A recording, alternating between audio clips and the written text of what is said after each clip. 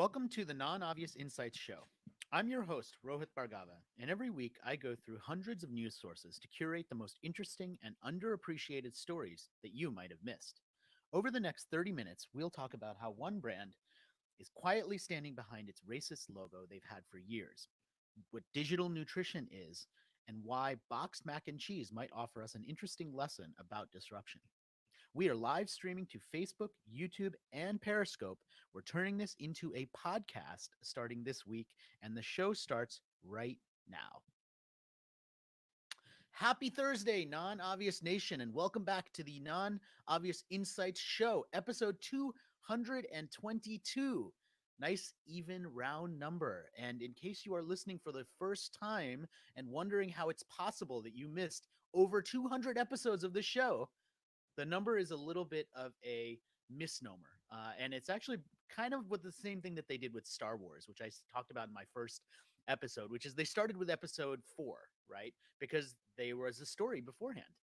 And that's kind of the way we started here. So there's been more than 200 episodes of this show in an email format. So every week I've been sending an email with the most interesting stories of the week, curated through hundreds of media sources. And it's kind of based on all of the work I've done around the Non Obvious brand to write trend reports and do all of this work. And so this is episode 222 of that curation.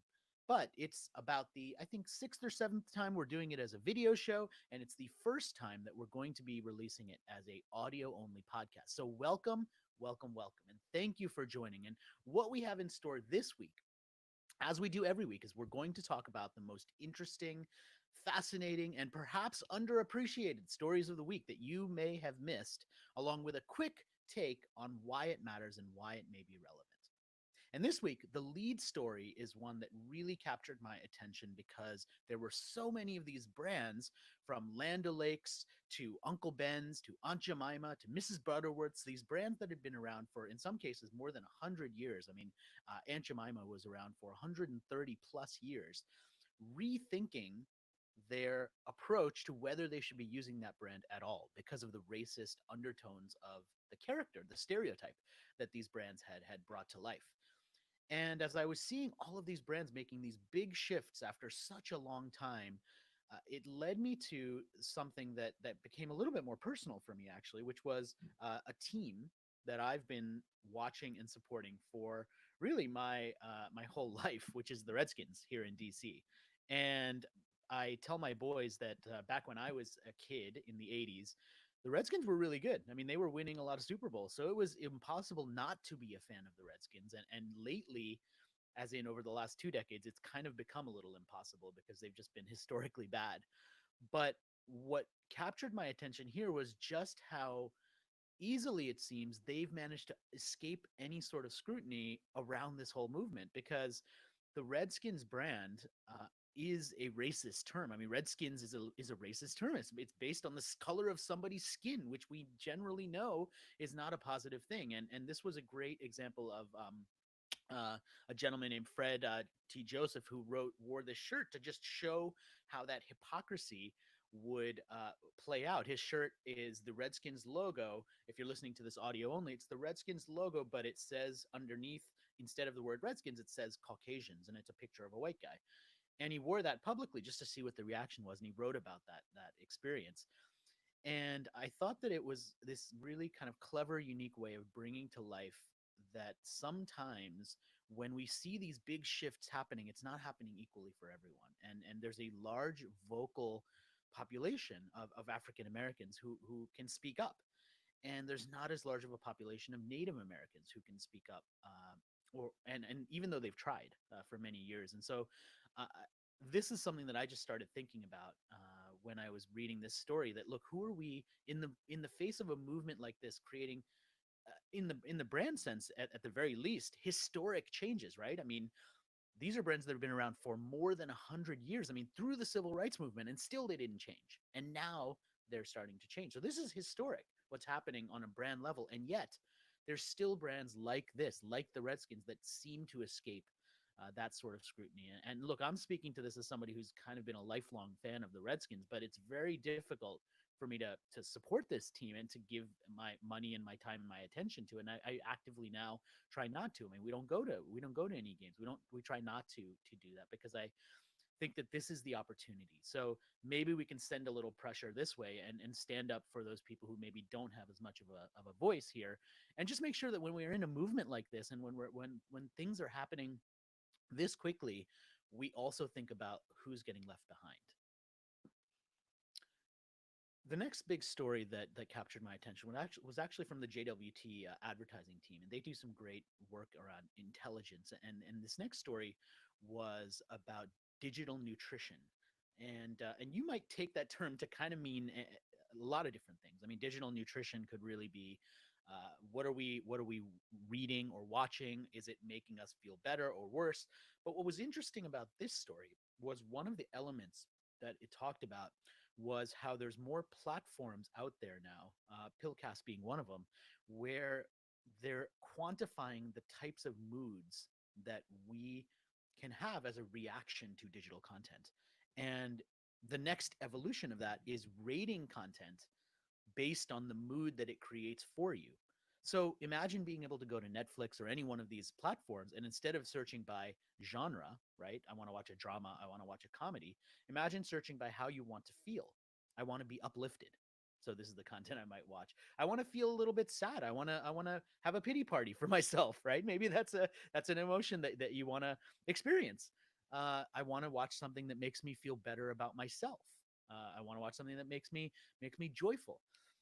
This is the next kind of stage, I think, of rating content and listing content. And I just think this is really interesting in terms of the opportunity that it provides for us to rethink how we search, index, and categorize content. And that's what digital nutrition meant to me. That's what it brought to life for me. There was another story from Wired magazine this week that talked about how Facebook groups may be destroying America, and it was a provocative headline.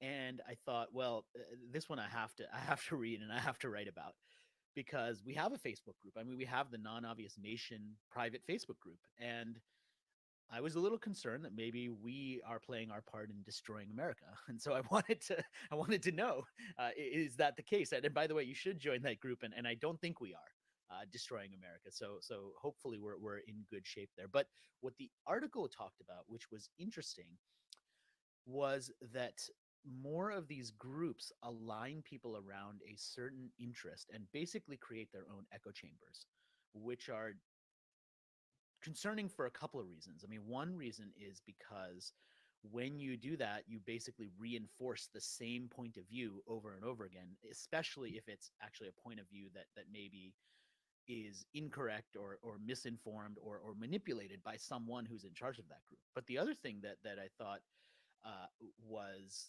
kind of something that I hadn't thought about before is that when you create these private Facebook groups, you're essentially putting all these people in a room and putting a target on their back and saying, hey, you can influence a large population of people, relatively large population of people, by simply targeting that group to make them more activated, to make them more angry. And politically, you think about the opportunity there for evil people to take a group that's already predisposed to think something and then introduce a new conspiracy theory and then just have it resonate within that group. And that's exactly what's happening. And so the article, one of the things that the article asks, and I think is an important question to ask, is, well, what do we do about that? And there's a couple solutions that are proposed in that group that I think are really smart that I hope Facebook does roll out. One of them is when a private group gets too large, 5,000 people was sort of the number introduced as a possible cap. It has to be public. You can no longer have a private group that's more than 5,000 people. I think that's wise. I think that's a good idea. The other thing is we should know a little bit more about who's behind these groups, because when you look at the ability for one group that believes one thing, or a lobbying group, for example, to create multiple Facebook groups that all propose the same point of view, that are all owned by the same people, it's sort of like the same dangerous position of one individual or one company owning lots of different media outlets, which is happening right now too, which is you get the same point of view from multiple places that aren't actually multiple places. They're just the same place. and the same point of view over and over again. And there was a really great story in, actually, I think it was like the Freakonomics podcast this past week, or one of the podcasts that Stephen Dubner does. And they were talking about with the gentleman Luis. I don't recall his last name, but he was the gentleman who invented the CAPTCHA system. And he was talking about this story of when he invented that. The reason that he went down that road is because a team from Yahoo came into the university where he was at, and they said there were these big problems. And this was back when Yahoo was kind of huge. They were like the ones that were owning the internet, so to speak. Yahoo was the Google of now, was the Yahoo of back then.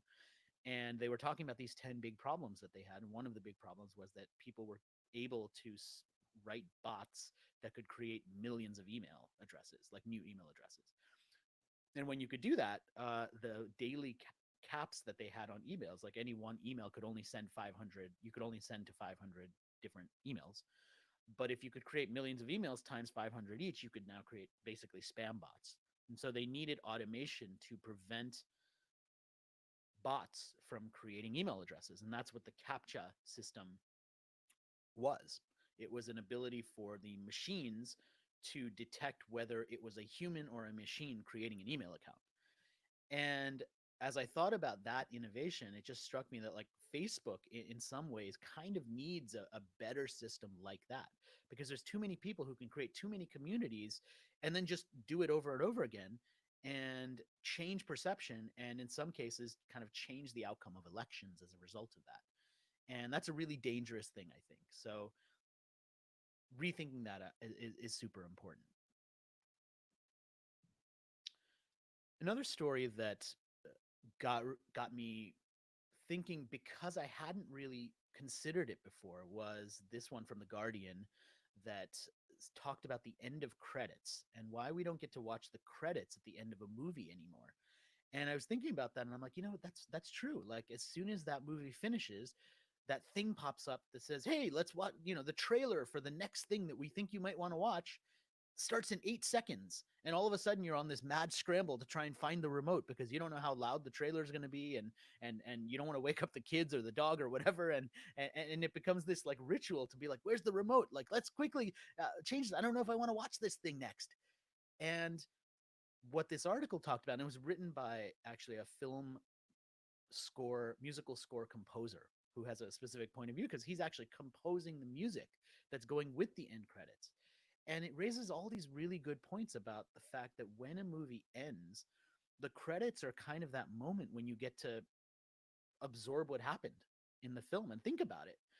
And it's important because when you switch that off too quickly, it's kind of like stopping the experience right in the middle, because that moment when you need to internalize everything is super, super valuable, because it helps you to remember the experience. And filmmakers, of course, and anybody who's creating art, I mean, this must be so frustrating for them because they've created this whole experience. And ironically, one thing he suggests is that a solution to this might come from an unlikely source, which is the Marvel Studios. Because if you watched any of these superhero movies, you know that at the end of the movie, the credits come on, and then after the credits, there's like this little Easter egg about something that's going to happen. So people sit through the entire credits because they want to see what happens next.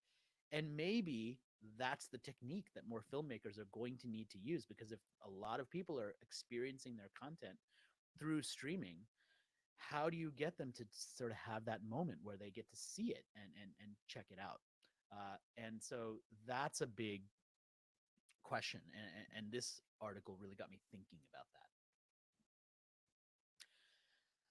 The next article that I wanted to share and that I wrote about this week, and by the way, all of these articles are in the Non-Obvious newsletter, which I publish every week and send every Thursday. It's an email newsletter. And so if you prefer to read about some of these topics and you incorporate that, then email might be interesting for you, and you can subscribe to it by going to nonobvious.com/subscribe. So super easy to get that email. Or you can keep listening to the video show, or as I said, the audio podcast, which we are starting right now, which is going to be an audio version of these stories and just the most interestingness every week. That's what I'm trying to share. And the next story that I think qualifies perhaps as interestingness comes from Teen Vogue magazine, which many of you, if you've ever seen me do one of my keynotes, you know I'm a big fan of Teen Vogue magazine. I was bummed when they stopped doing it in print, but online as a publication, it's a great resource. And part of the reason why is because I find that it consistently helps to expose some of my blind spots. There's a lot of things that 16-year-old girls talk about that I don't know. Probably not a big surprise there, but what it allows me to do is dig into some of these things. And this story that captured my attention this week was about how black or black targeted beauty products, so beauty products for people with darker skin, have been kept in many Walgreens, Walmarts, CVS's. They're locked, whereas other products are not locked. Like they're behind a screen where someone has to actually unlock it and get it for you. And I had no idea. I mean, obviously, I don't go shopping for products like that, and so I wouldn't probably have noticed that. But what people talked about was the double standard behind that and how that needs to change, and it is starting to change. And that was a great hopeful story, I think, but it was also a reminder for me that there are a lot of things that are true in the world, and policies or procedures or things that happen in a certain way that I have no idea about, because I don't see them, or perhaps I just walk past them without noticing. And for me, this was a very non-obvious story. Not for maybe some of you who are like, oh yeah, we've known about that forever. But for me, it was super non-obvious because it was this whole category of something that I had no idea was happening. And one of the things I try and do every week is share stories like that because I personally find them interesting, but also I want to share them with you because I think that things like this do get us to think and have more of that conversation about these non-obvious ideas. And that's important because it takes us outside of those bubbles of things that we see all the time. A story from Smithsonian Magazine this week talked about boxed mac and cheese. And most of us today probably know that this isn't the healthiest thing to feed ourselves or feed our kids. And it's definitely comfort food. And sales have gone up, as you would imagine, during a pandemic because people like comfort food. They want comfort food. What was interesting about this story, though, was that it was about the moment in time, the moment in history when Kraft and others created this processed food revolution, including mac and cheese. And in general, I think we look back on that now and say, "Oh, that was a terrible moment." I mean, that led to the obesity epidemic in the world because we started to have all of this processed food. What changed my perception a little bit as I was reading this article was the idea that in that moment, fresh food wasn't always all that great. It spoiled more quickly. Sometimes it didn't taste very well. It took a long time to prepare often, and the necessity for taking a long time to feed a family was one of the factors that kept more women at home in domestic roles instead of allowing them to go out into the workforce. And so this moment in time when processed food came along, all of a sudden you could make food more quickly, you could feed your family more quickly, it tasted better. In many cases, it was actually healthier for you because it wasn't spoiled. You could feed and all of these things, and it allowed women to leave the house and enter the workforce more frequently. And in the moment, all of those things probably seemed like an amazing revolution. It seemed like it was only good. We couldn't necessarily see the downside of that, and it's only a generation later, maybe even two generations later, that we see that, well, the health of that was a major problem, but we didn't see that at the time. And what this story got me thinking about is as we're in this moment right now during a pandemic when we're totally changing many of the things that we do, from how we learn and teach our kids to how we do our work, what changes are we making right now that a generation from now we might look back on and say, that was a mistake. We should not have done that. That was a bad idea. And this was kind of a great reminder of the fact that sometimes what seems amazing in the moment maybe isn't as you go longer term and think about it later on. One of the new features that we've got this week that I'm trying out is the non-obvious book release of the week. So it's a brand new book that just came out that I've selected. And many of you know I pay a lot of attention to books, not only because I'm an author and a publisher, but also because every year we do our non-obvious book awards, where we award the most interesting non-obvious nonfiction and business books that have been published over the past year. And that comes out every December, but I'm always reading throughout the year. And this week's selection is a second edition of a book that I read probably a couple years ago from Tim Harford, who's an economist. Excellent writer. And this book is about the 50 things that made the economy. And this is the book right here. I'm holding it in my hand. And it is a very quick read, super easy to dig into in multiple chapters. And it's just little pockets of interestingness. I mean, there are each story from the book, whether it's talking about the QWERTY keyboard, which I've talked about on stage many times. Some of you might have seen that in my keynotes. And he tells the story of that. And it's this combination of economy, history, and just an interesting story. Really, really good stuff. I highly recommend this book. And like I said, every week what I want to try and do is bring you a new book release. So if you're out there and you're working on a book, definitely share it with me, share it with my team, where I'll be happy to consider it for the Non-Obvious Book Awards, which come out again later in the year in December. Or just let me know what books you're reading. I'm always interested to know that and interested to see that. And I'm consistently looking for books. I love books. I'm a big evangelist for books. So, if you are enjoying these stories, remember that you can subscribe to my non-obvious insights email. Go to either nonobvious.com/subscribe or Rohit Bhargava /subscribe. You can connect with me on Twitter. You can send me an email directly. All of these are ways to connect with me. I would be happy to do that. This is a awesome chance for me to share some of my insights and what I've been thinking every week. Uh, I love that you guys are bringing some comments in. So if you're watching this show live, I'm seeing a ton of comments coming in, some great stuff about filmmakers using bloopers, and you're sharing some of your ideas and some of your feedback. Meg, thank you for that. Really good stuff. I really appreciate you tuning in live, paying attention to these stories, maybe sharing them, maybe joining the email list.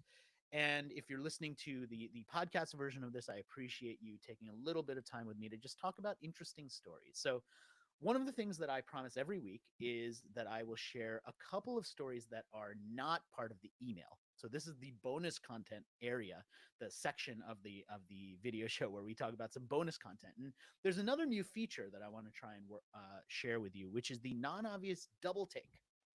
And the non-obvious double take story for this week is about a story that has had a couple of different lenses on it. And that's what I'll try and do with my double take story of the week. And this one is about President Trump talking about 1 million people requesting tickets for a Saturday night rally that he's planning on holding in Tulsa.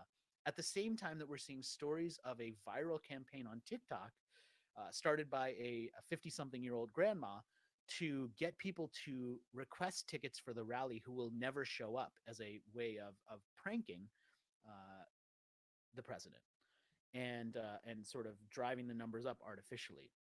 And I thought this was an interesting and perfect example of a story where we often like to describe something like this as fake news, right? This is fake news. There can't be 1 million people subscribed. But it's actually not fake. The thing is, maybe there are 1 million people, but depending on what news you read, either they're all 1 million people who are just doing it as a prank, or on the other side, yeah, maybe some of them are doing it as a prank, but there's still record numbers of signups for an event that people estimate, if he goes ahead with it, can hold about 20,000 people. So there's multiple lenses for the same story, and that's the challenge with some of these double takes, that you see the same story talked about in different perspectives, and only by reading multiple perspectives can you make up your own mind. And I'm a big believer that one of the critical elements of not one of the basic beliefs of non-obvious thinking is that the more the world tries to paint stories or media or even or any of these things as black and white, the more likely it is that the truth is actually gray. Maybe there are more people than usual who signed up for this rally that Trump is planning to hold in Oklahoma. That's reasonable, right? Because he hasn't had any rallies and there are people who like him, and so they probably do want to go and see him. It's also reasonable to assume that a million people registering for a rally in Oklahoma, which means many of those people would have to travel there, which is difficult already. Plus, with coronavirus concerns, it's not reasonable to think that a million actual people are interested in going to the rally. That's not reasonable either. So the truth is probably somewhere in between. And this is a great example of how we have to make that truth for ourselves. Like we have to think about that truth for ourselves. That's the only way that we're going to get smarter here. We can't just blindly believe that, oh, there's a million people signed up. How amazing. Or, oh, all million people must be fake, because that's probably not true either. So this was kind of an example of that. Another story that I thought was really sad, and I didn't share it in the email. Sometimes those stories just don't make it in the email. But there was a 20-year-old who was using a financial investment platform called Robinhood, who saw that he had a $730,000 negative balance in his account, and panicked and committed suicide. And I thought that this was, first of all, it's just a super sad story. But second of all, it was just a reminder that the way we display this data about ourselves, right? These social cues, whether it's your financial accounts balance or how many likes we got on something or how many followers we have, particularly for young people, like it's consistently difficult to have perspective on what that really means, and feel like it's more important than it is. And this story was just a reminder for me that we have to be empathetic about that. I mean, sometimes people really internalize these things, whether we post a mean comment or we post a thumbs down on something, which doesn't seem significant for us, but might be really significant for somebody who's already maybe a little more insecure, and maybe who's already kind of really panicked or prone to panicking. And so we have to be aware of that. And this story kind of helped me to remember that. Another story that I captured and saved was about education, and this one was about how educators are looking at students who have been doing online education and getting concerned about those who are left behind, those who kind of disappeared while distance learning was happening, while remote classes were being held. And the fact that we don't know what's happening with them is a concern. And the story talked about one principal who literally went door to door in her community to ask the parents about the students. And in some cases, parents thought the student was doing stuff, but the student was just playing video games. In many cases, the internet connection was not reliable, which is a reminder that we really need to try and make sure people have equal access to internet, because sometimes, particularly with distance learning, students may want to learn, but just they can't, because they have this frustrating moment of things not loading or not being able to access stuff. And so this was one of those stories that I think we just need to pay a little more attention to. Another story from Core 77 this week was about how tattoo artists are helping to cover up racist tattoos. And I thought this was a great public service type of story, but it was a little bit more of just a reminder that sometimes who we are in the past, and who we were when we literally had something tattooed on our skin may not be who we want to be moving forward. And if people can help us to have that reinvention and to cover up those tattoos and to be a different person, like, let's help each other have that second chance. And this was one of those stories where I thought that was an important thing to do, and to be allowed to do. So those are our non-obvious insight stories for this week. Uh, I hope you enjoyed the show. I hope you enjoyed the stories. And every week, as a reminder, I'll be back here on Thursday talking about the most interesting stories of the week, things that you might have missed, along with a short take on why they matter, what's interesting about them, and what you might want to think of differently as a result. So thank you for joining me. I hope you subscribe. I appreciate your time and your attention. And remember, always stay non obvious.